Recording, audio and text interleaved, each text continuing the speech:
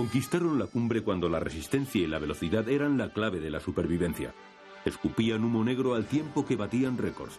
Fueron las mayores locomotoras de vapor construidas, gigantes que volaban sobre los carriles. Su historia a continuación en...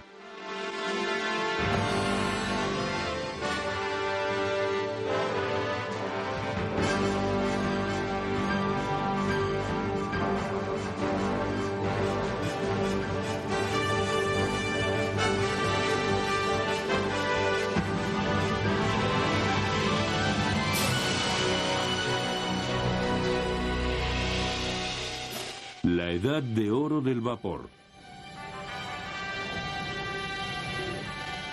Hubo un tiempo en que en Estados Unidos todo parecía posible.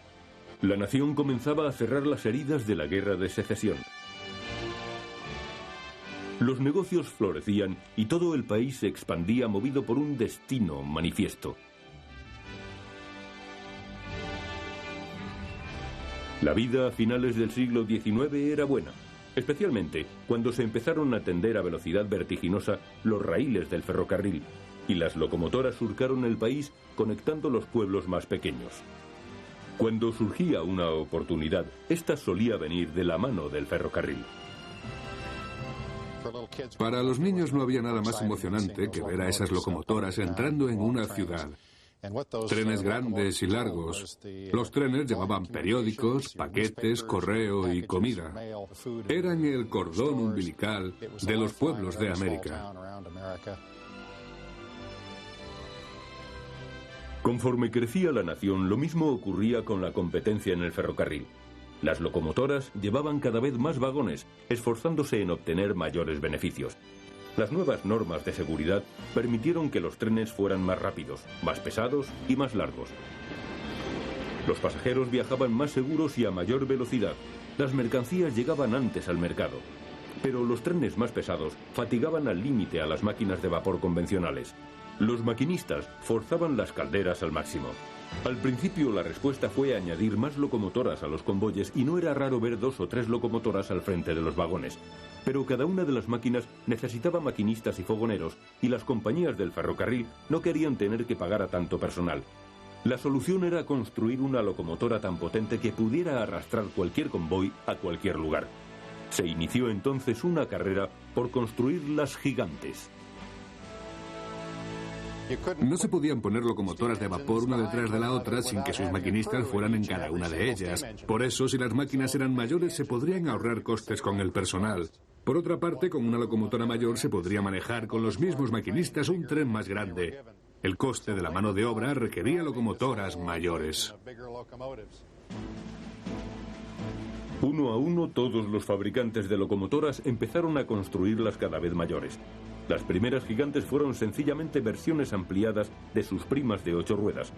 Grandes locomotoras como las 282 Mikado se encargaron de la pesada tarea de arrastrar en solitario a grandes convoyes. La mayor potencia y velocidad complació a los dueños de los ferrocarriles y para el personal, manejar una de las gigantes se convirtió en un trabajo de prestigio. La profesión en la era del vapor estaba basada no solamente en la antigüedad, sino en el mérito. Los maquinistas de esas locomotoras eran los pilotos de caza de la época, profesionales con mucha destreza. Se debía dominar con gran habilidad el arte del manejo del regulador y de los frenos. Puede que al público le pareciera que el trabajo del maquinista y del fogonero era muy atractivo, pero realmente era duro, sucio y peligroso. Arthur Swan Jr. trabajó en el ferrocarril durante 35 años en las locomotoras de la Norfolk Western, entre las que operaban algunas de las gigantes de vapor. La locomotora temblaba y se caía todo lo que había en la cabina. Las cenizas se acumulaban junto a la caldera. No se oía nada. Cuando hacíamos sonar el silbato, no podíamos hablar. No se conoce bien lo sucio que era el trabajo, pero era nuestra vida. Las grandes locomotoras de vapor daban prestigio a los hombres que las manejaban. En los primeros días de las gigantes de vapor, sus conductores eran considerados como reyes. Aquellos tipos se mostraban arrogantes. Sabían que estaban bien considerados. Tenían a los presidentes del ferrocarril en la mano. Sus sindicatos, los de los maquinistas, fogoneros, mecánicos, eran muy respetados por la dirección. No se les podía sustituir en un abrir y cerrar de ojos.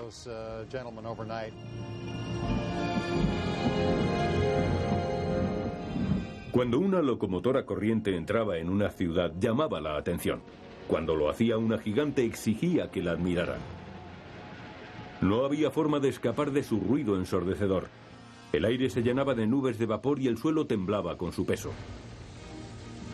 Comparadas con sus compañeras menores, las primeras gigantes consumían con frecuencia el doble de combustible y agua.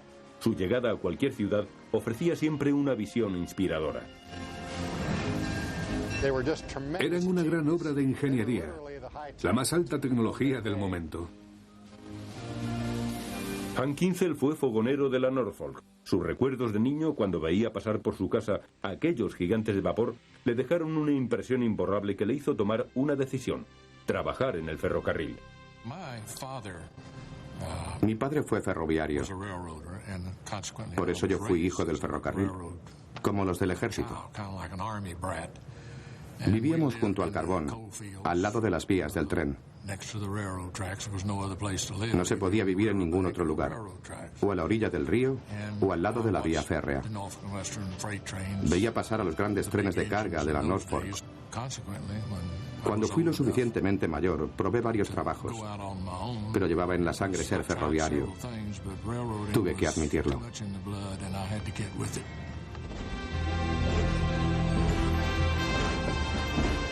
Las gigantes de vapor cambiaron el ferrocarril de Estados Unidos, pero la carrera por construir la mayor locomotora no había hecho más que empezar. A la necesidad de más potencia se le unió enseguida la de mayor velocidad. Los límites de las locomotoras se ampliaron hasta extremos en los que nadie antes hubiera podido pensar.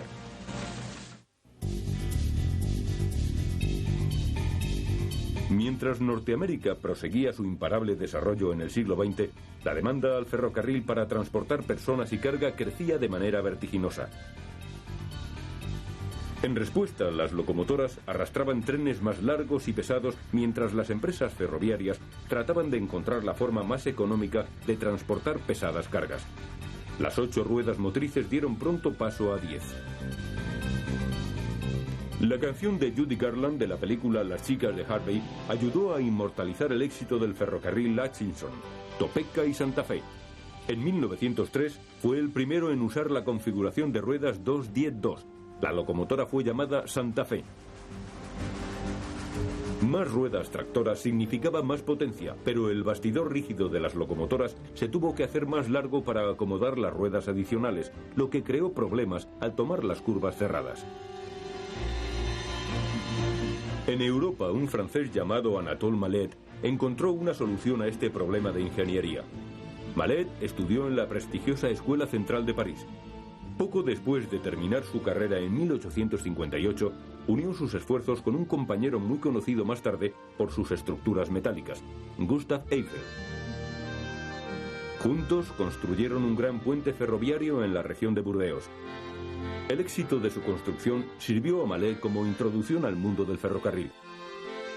Unos 30 años más tarde, en 1889, al tiempo que se edificó la Torre Eiffel, Mallet resolvió el problema de las curvas. Lo hizo articulando el bastidor por la mitad. Colocó ruedas motrices y cilindros en cada una de las mitades para que funcionaran independientemente.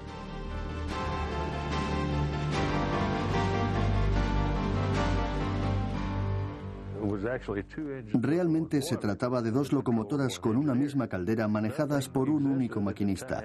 En aquellos momentos no había ninguna otra locomotora que pudiera subir las montañas mejor que la de Mallet. La locomotora de Mallet tenía otra característica muy práctica. Usaba 2 veces el vapor. Llevaba el vapor de salida de los cilindros traseros hasta los delanteros. Las locomotoras se llamaron de doble expansión o comput. El proceso era más eficiente y ahorraba toneladas de combustible y agua. El diseño de Mallet permitió el desarrollo de locomotoras gigantes con 2 cuerpos motrices que podían realizar el trabajo de 2 locomotoras normales. Los directivos americanos recibieron con entusiasmo la nueva tecnología, pero sus trabajadores no se mostraron tan convencidos por la pérdida de empleo que las nuevas locomotoras podían acarrear. En algunas áreas, los trabajadores ofrecieron resistencia, porque los operarios se reducirían a la mitad. Hubo ocasiones en las que, como protesta, el personal no explotaba al máximo su capacidad real.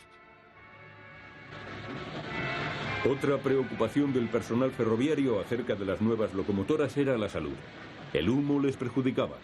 La cabina donde trabajaban el maquinista y el fogonero iba en la parte trasera de la locomotora.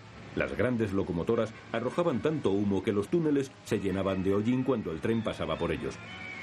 En 1910, los recorridos de la Southern Pacific de California pasaban por la empinada Sierra Nevada, lo que representaba atravesar muchos túneles.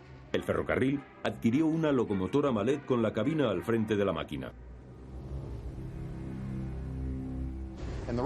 La razón de que se instalara la cabina al frente de la locomotora era para no asfixiar al personal cuando pasaban por los túneles y las galerías para nieve de Ohio y del paso del Donner.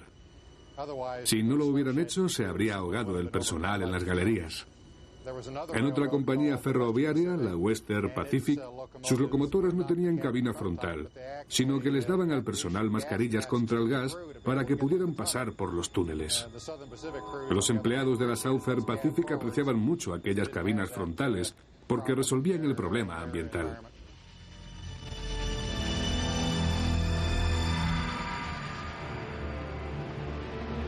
Los ferroviarios eran trabajadores duros, pero no les gustaban mucho los riesgos de ir en la cabeza de las locomotoras. Después de superar su aversión a ir al frente de la máquina, estuvieron muy a gusto con ellas.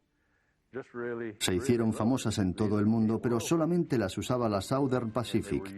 Ninguna otra compañía ferroviaria las consideró necesarias, aunque fueron un regalo del cielo para los trayectos de montaña de la Southern.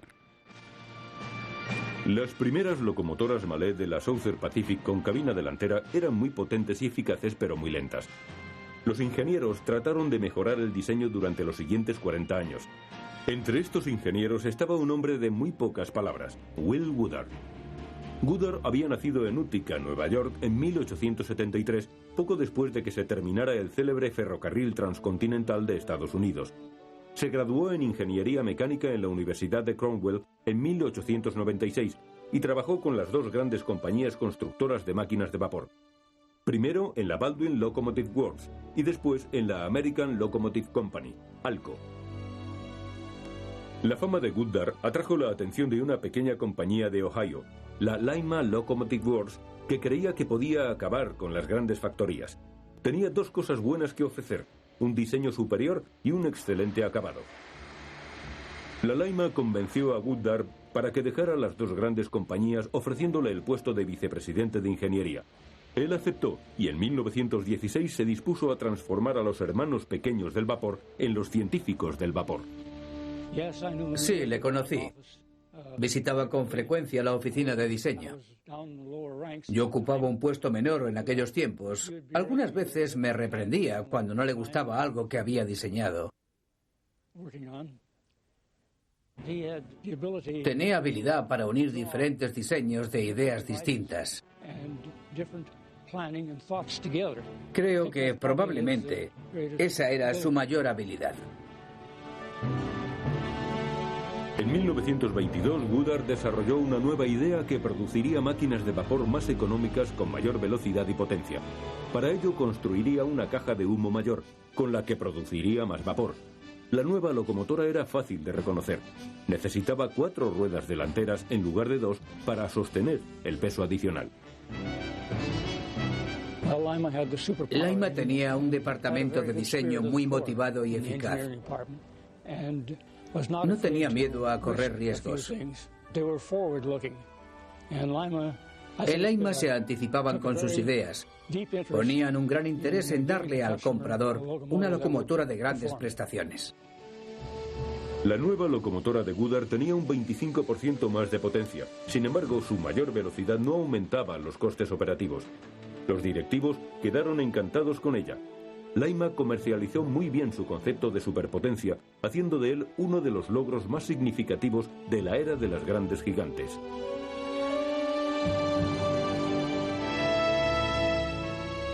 A lo largo de su carrera, Goodyear registró más de 100 patentes para equipos de ferrocarril. Cuando murió a los 68 años, ocupaba los cargos de vicepresidente de diseño y director de Lima. Y lo que es más, su ingenio y maneras elegantes merecieron el respeto de toda una industria.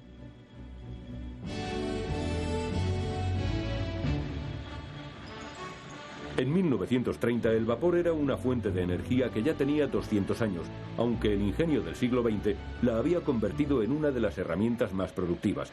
Las gigantes de vapor eran la culminación de 2 siglos de progreso. Eran locomotoras de 20, 25 o 30 metros de longitud. Con el tender alcanzaban más de 35 metros, un tamaño desconocido y un logro tremendo. El ferrocarril ganaba dinero con el transporte de mercancías y fama con el transporte de viajeros.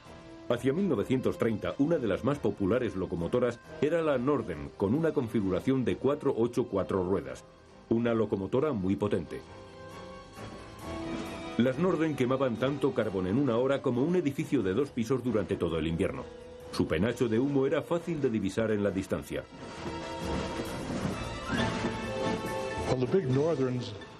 La gran diferencia de las Northern era su gran velocidad. Los trenes de 800 pasajeros corrían como flechas. Era fenomenal. Resultaba una delicia contemplar a las Northern. Trasladaban a los viajeros cruzando los ríos y praderas del país. Pero sin embargo, nuevos desafíos aguardaban a las gigantes de vapor. Grandes cantidades de mercancías debían ser transportadas a través de altas montañas.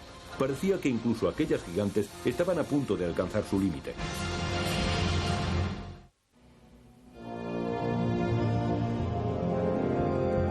Los nombres de aquellas cumbres montañosas expresaban su majestuosa grandeza. The Wasatch, Blue Ridge y Allegheny eran los principales obstáculos que el ferrocarril debía superar. Las gigantes de vapor fueron construidas para conquistar la montaña. Pero las grandes pendientes, curvas cerradas y mal tiempo desafiaban a los horarios y a sus posibilidades. Los directivos del ferrocarril basaban sus estrategias operativas en el tipo de carga que debían transportar. Los convoyes con carbón y mineral eran excesivamente lentos. Los trenes de mercancías o los rápidos debían ir a mayor velocidad, pero los de pasajeros tenían que volar. Los horarios debían cumplirse, por eso las normativas de trabajo eran muy estrictas. En los lugares montañosos se requería con frecuencia varias máquinas para un solo convoy. Cada locomotora, tanto si era tractora como impulsora, debía llevar 2 hombres para manejarla. Si una locomotora hacía el trabajo de 2, los costes de personal disminuían a la mitad. El que dispusiera de la mayor locomotora podría presumir de ella, pero el factor más importante era que las gigantes de vapor eran más económicas.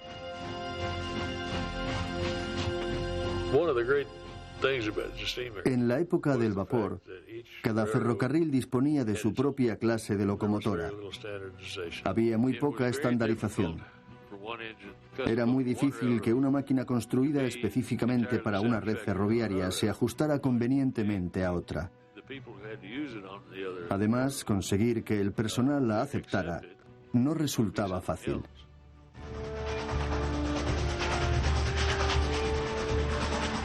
La compañía Chesapeake and Ohio Railway tenía sus propias ideas acerca del diseño de locomotoras. Sus trayectos iban desde la bahía de Chesapeake, en Virginia, hasta el valle de Ohio y más allá. Era conocida como el ferrocarril de George Washington, porque aquel padre de la patria americana había ayudado a crear una red de carreteras y canales que la Chesapeake se encargó más tarde de sustituir. En las montañas Apalache, la industria del carbón proporcionó millares de empleos. El transporte de carbón era la empresa más rentable del ferrocarril de Chesapeake. Trasladarlo eficientemente de las minas al mercado era la prioridad. La Chesapeake tenía un buen parque de locomotoras, pero en 1940 querían otras mayores y mejores. La compañía Lima estaba deseosa de construir una máquina basada en un innovador diseño del año 1928.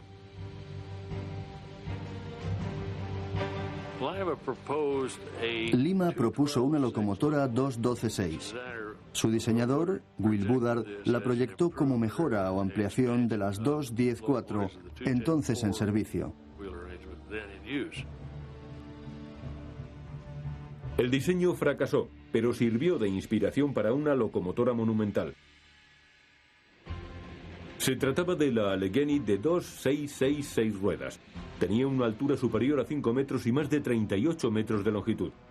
Pesaba más de 352 toneladas y detentaba el récord de potencia de las locomotoras de vapor, unos 7.500 caballos.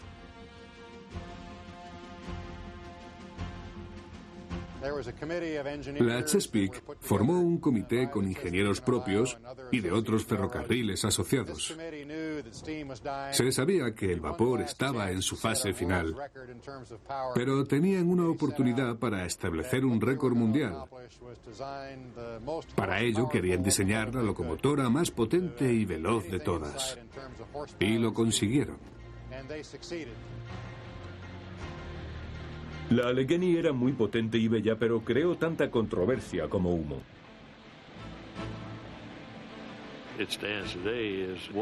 Es una de las últimas locomotoras de vapor que se construyeron. Pero ponerla en servicio transportando carbón por las montañas a 30 kilómetros por hora era una pérdida tremenda de potencial. No se usaron sus posibilidades en aquellos trayectos.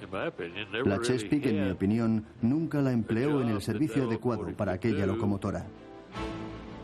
Para empeorar las cosas, se descubrió que Lima había informado mal del peso de las primeras Allegheny y al personal de conducción se le pagaba por el peso soportado por las ruedas motrices. Las Allegheny eran miles de kilos más pesadas de lo que se dijo al principio. Los maquinistas y fogoneros consideraron que aquel error atentaba contra su forma de ganarse la vida. En 1944, la Chesapeake denunció a Lima. La compañía había sido forzada a pagar miles de dólares a sus empleados. Lima tuvo que pagar más de $3 millones de indemnización, perdiendo además fama y prestigio. La mayor locomotora construida se había convertido en una bancarrota. Las locomotoras como las Allegheny fueron dedicadas al transporte de carbón a través de las montañas del este. En el oeste, otra clase de locomotoras de vapor gigantes recorrían las montañas y cañones de Wyoming y Utah. La Union Pacific Railroad, con base en Omaha, construyó la mitad de las vías transcontinentales de ferrocarril y es la única gran compañía ferroviaria americana que no ha cambiado de nombre. A la Union Pacific le han gustado siempre las grandes locomotoras. En 1936 compró 40 4664 Challenger a Alco.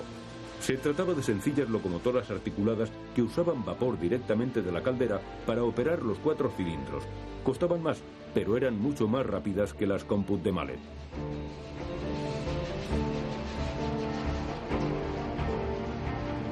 Durante la Segunda Guerra Mundial, la Union Pacific encargó a Alco que ampliara las locomotoras añadiéndoles 2 pares de ruedas motrices. Alco cumplió el requisito. Las locomotoras fueron construidas en los talleres Schenectady de Nueva York. Un día, un trabajador de Alco escribió Big Boy, chico grande, en la caja de humo de una de las locomotoras. El nombre se hizo famoso. La Union Pacific compró 25 4884 Big Boy entre 1941 y 1944 y oficialmente las denominó de la clase 4000. Fue la única compañía que operó aquellos monstruos.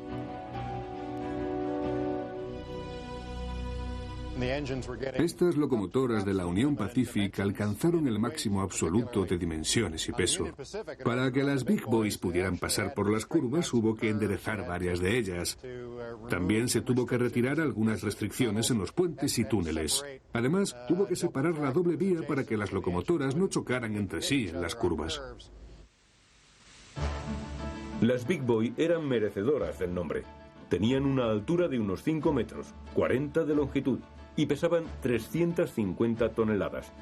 Podían arrastrar un tren de 8 kilómetros de longitud sobre terreno llano. Las Big Boy eran las máquinas mayores de los ferrocarriles del oeste. Cualquiera que las viera quedaba impresionado. especialmente si era un muchacho en su primer trabajo de ferroviario.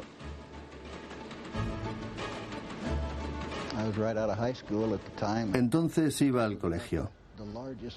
Eran las máquinas más grandes que yo había visto. Tenían una caja de humo de unos 6 metros de longitud. Trabajaba justo enfrente de aquella caja de humo. El trabajo era duro. Me acuerdo de que una vez la estaba vigilando cuando el maquinista aumentó la potencia. La succión se tragó la pala. Ya no tuve pala durante el resto del viaje. Por supuesto, se fundió en la caja de humo. Fue toda una experiencia para un joven.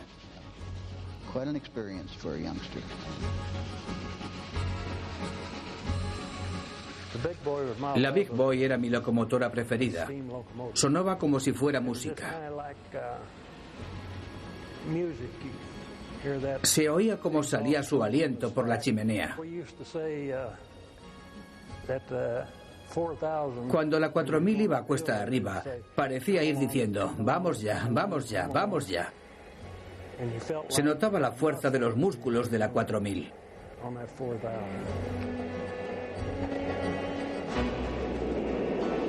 A diferencia de las Allegheny, que con frecuencia se las utilizaba en servicios lentos de transporte de carbón, las Big Boy llevaban su mercancía a gran velocidad.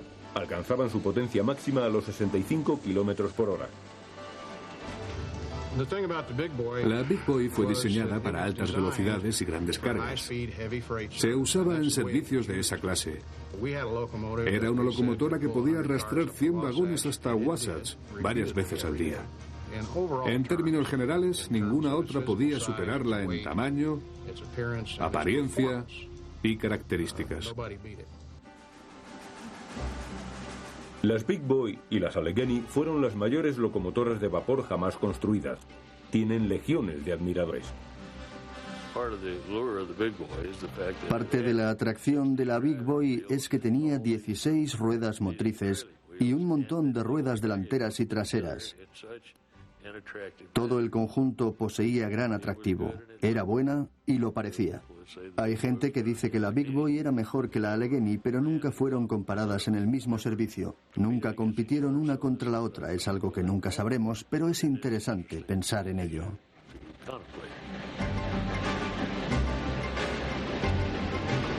En los años 50, las esbeltas y económicas locomotoras diésel comenzaron a sustituir a las de vapor. A pesar de todos los refinamientos introducidos por Mallet y Woodard, los días de las gigantes estaban contados. Pero hubo una compañía que rehusó apagar el fuego de sus calderas. Fue en esta compañía donde las gigantes operaron por última vez.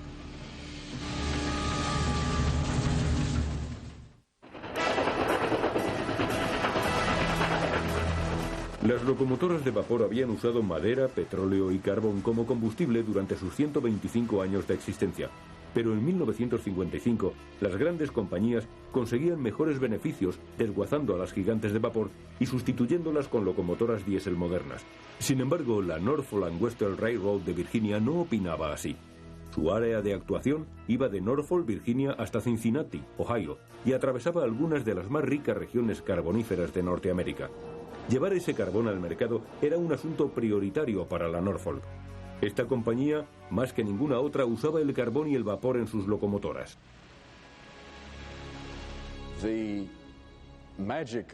El secreto de la Norfolk era emplear locomotoras eficientes, fabricadas por una compañía dedicada por entero a ellas. Los mismos empleados de la Norfolk las diseñaban y las construían en sus talleres de Roanoke, siguiendo sus propios requisitos, ajustados a sus condiciones particulares de operación.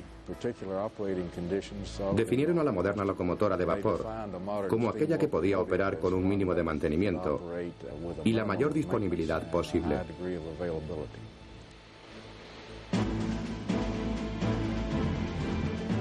La Norfolk operaba 3 carboneros de baja velocidad, trenes rápidos de carga y trenes de pasajeros de alta velocidad. Habían perfeccionado cada locomotora de acuerdo con su servicio específico. Yo creo que la Norfolk puede haber construido 3 de las mejores locomotoras del mundo. Unas locomotoras sencillas y potentes. Se las cargaba y a correr. Podían hacer casi todo y además eran muy económicas. Con ellas podíamos cruzar colinas y montañas. La primera locomotora pesada empleada fue una Mallet básica, la 2882 de la clase I, concebida originalmente por la Northern y después adoptada por la administración de la United States Railroad, que fue creada durante la Primera Guerra Mundial para mejorar las locomotoras de los ferrocarriles norteamericanos. Introdujo 12 diseños modernos para contribuir al esfuerzo bélico. La 2882 fue un desarrollo que la Norfolk usó y mejoró durante 35 años.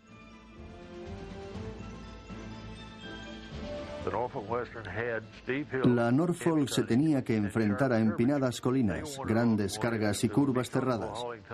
Por eso querían una locomotora que llevara fácilmente una pesada carga por las montañas a una velocidad de 25 a 40 kilómetros por hora.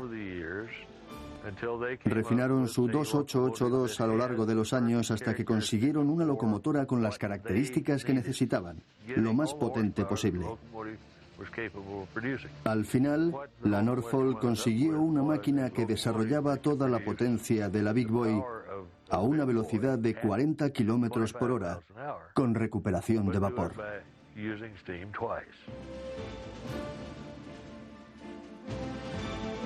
La Norfolk Western desarrolló una locomotora que era un 20% más ligera que la Big Boy y daba cerca de un 30% más de esfuerzo de tracción al arranque. A 40 kilómetros por hora desarrollaban la misma potencia, pero la Norfolk ofrecía más por menos.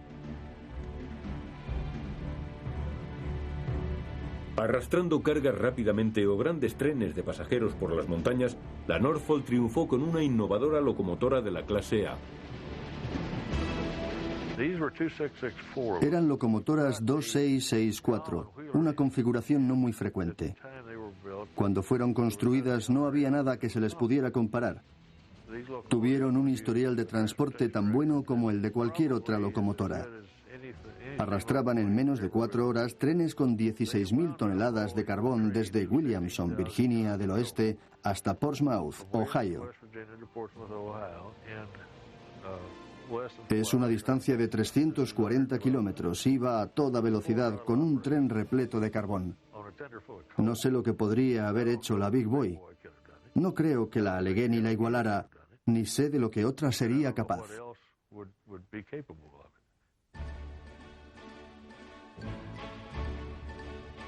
La Norfolk perfeccionó un tercer tipo de locomotora en sus famosos talleres de Roanoke. Tenía una configuración de ruedas de 484 que normalmente era denominada tipo Northern, pero en el corazón de Virginia los sureños preferían llamarla la locomotora J. Solo se construyeron 14 Jotas, pero fueron las joyas de la corona de la Northern respecto a los pasajeros y a la potencia.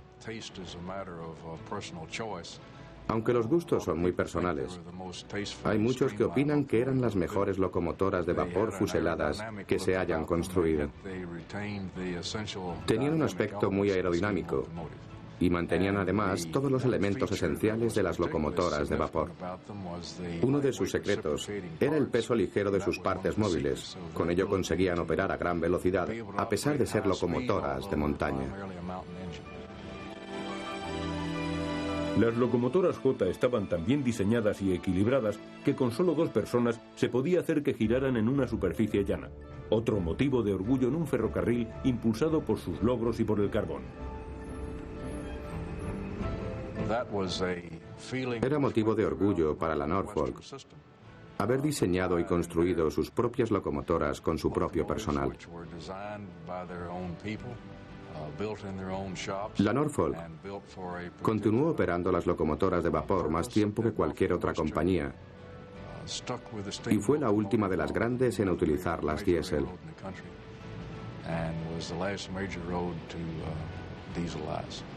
Se esforzaron mucho con el vapor durante los últimos 25 años y consiguieron grandes éxitos de explotación.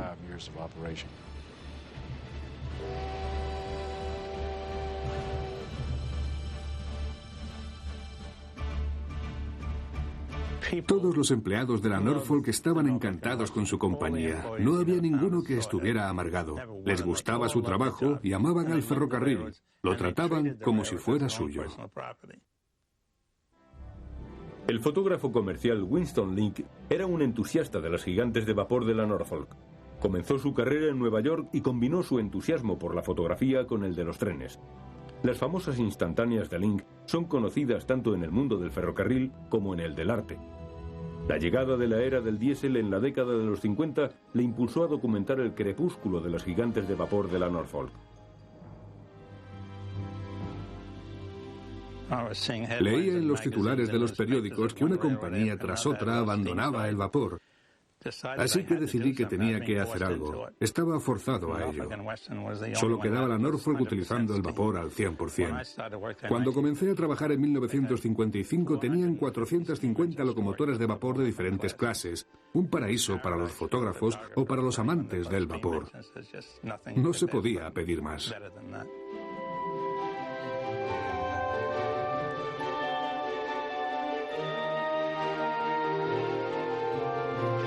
Las fotos nocturnas de Link eran excelentes.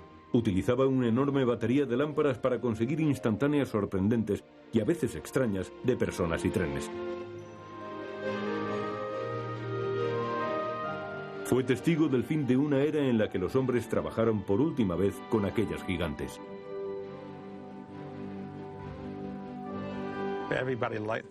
Todo el mundo estaba encantado con el ferrocarril. Vivían de él. No les importaba que el tren pasara a unos metros de su salón. Querían a los fogoneros y a los maquinistas. Conocían a todo el personal. El vapor los mantenía unidos y todos amaban al ferrocarril. Siento no haber pasado más tiempo en los talleres de locomotoras, donde se las veía nacer. Otra cosa que me hubiera gustado hacer era trabajar con los ingenieros que diseñaron aquellas máquinas. Estos hombres eran unos genios.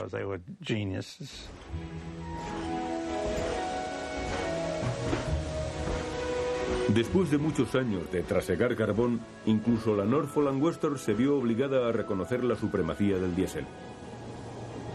En 1960, la compañía abandonó la última línea de Norteamérica operada con locomotoras de vapor. Es un guiño irónico de la historia que las últimas operaciones de aquellas gigantescas locomotoras fuera la de transportar carbón, el combustible que ellas quemaban. Shakespeare escribió unas palabras que describían perfectamente la situación. Fueron consumidas por su propio alimento. Literalmente, eso les ocurrió a las locomotoras de vapor. Las locomotoras de vapor desaparecieron junto a la forma de vivir de hombres y mujeres que las diseñaron y utilizaron. Enfrentarse a esta pérdida fue el mayor desafío de los amantes del ferrocarril. Las gigantes del vapor fueron la cumbre de un proceso evolutivo que comenzó en 1803, cuando el inventor inglés Richard Trevithick construyó la primera locomotora de vapor que rodó sobre raíles. Las locomotoras diésel cambiaron las reglas 150 años más tarde. A diferencia de involucrar una gran mano de obra y enormes cantidades de agua, las locomotoras diésel se producían en serie, eran económicas y solo usaban el agua que bebía su personal. En 1960 el diésel había desbancado por su versatilidad y economía al vapor en todos los grandes ferrocarriles norteamericanos. Se perdieron cientos de empleos. Fundidores, caldereros, ajustadores, de repente no tenían nada que construir o que reparar. Fue muy duro para muchos.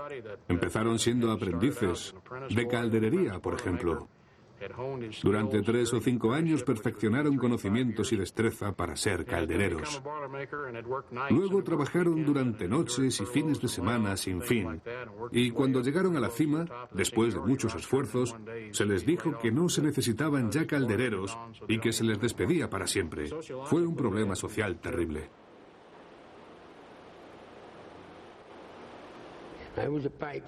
Yo era ajustador de tuberías. Las grandes locomotoras llevaban unos 15 kilómetros de ellas. Me dedicaba a cortarlas, a ajustarlas y a limpiar los inyectores y las bombas de agua. Lo estuve haciendo durante muchos años. Vivía de ello. Pero todo aquello acabó un día.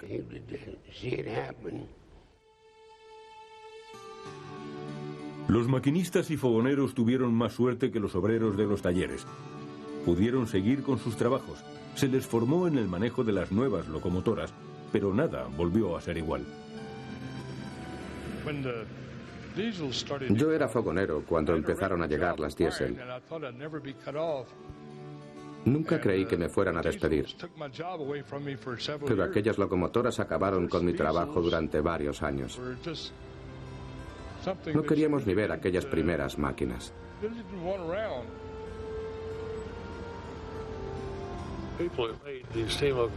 Las personas que manejaban las locomotoras de vapor eran muy diferentes de las que manejaban las diésel.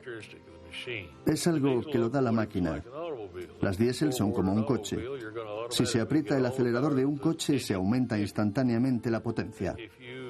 Lo mismo ocurre con las locomotoras diésel.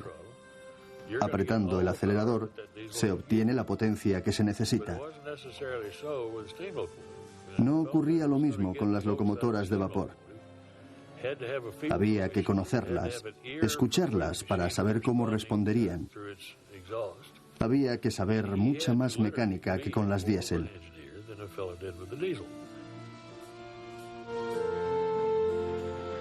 Manejar una locomotora gigante de vapor era un arte al borde de la extinción. Solamente los ferroviarios que nacieron antes de la Segunda Guerra Mundial sabían cómo había que hacerlo. Vernon L. Smith comenzó a trabajar con locomotoras en las minas de hierro de Minnesota en 1928, cuando solo tenía 16 años. Su carrera en el ferrocarril duró 50 años. Orgulloso de haber llegado a ser ingeniero de diseño, dedicó su vida a las gigantes del vapor. Una locomotora a la que le tenía mucho afecto fue la 3752, una Santa Fe. Se cree que fue la última que se construyó. Yo tuve que hacer todo el trabajo de ingeniería. Se terminó en 1948, en un día muy frío. La pesamos, la sacamos del taller y la arrancamos.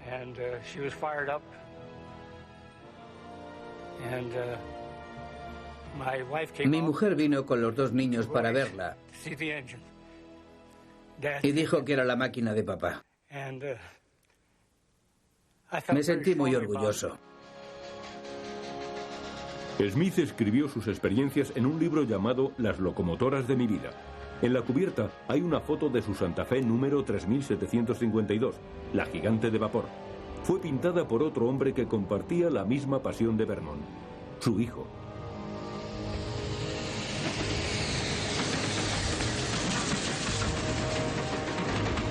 Es imposible sentirse indiferente ante una de estas gigantes del vapor.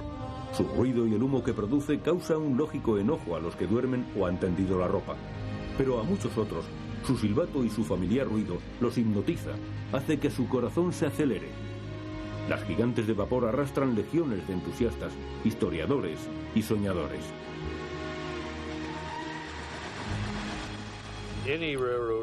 Los ferrocarriles se identifican por su potencia antes que por el tipo de vagones o por los símbolos que usan. Pero ya no es lo mismo desde la llegada de las diésel. Todas las nuevas locomotoras van pintadas de forma diferente, pero debajo de la pintura todas son iguales. Para nosotros, los fanáticos, no hay diferencias.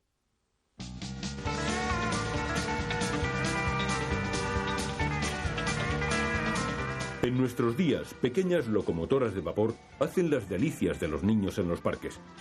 Ofrecen la oportunidad a los ferroviarios retirados de recordar sus días de gloria.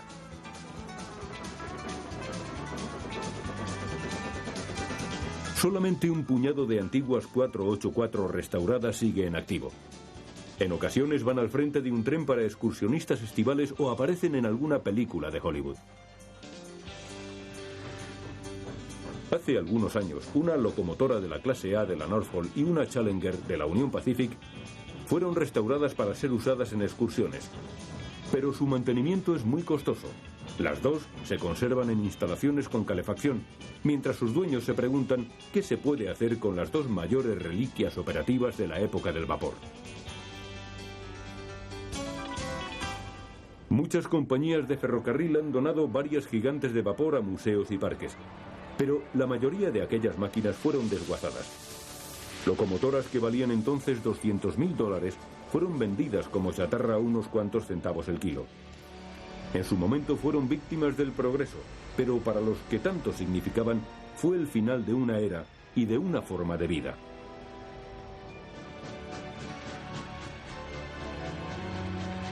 Sus calderas se apagaron hace ya décadas, pero el recuerdo de su edad de oro aún sigue vivo. Las futuras generaciones podrán seguir contemplando los testigos de aquellas superlocomotoras y se darán cuenta de que no hace tanto tiempo el ferrocarril era el reino de aquellas gigantes del vapor.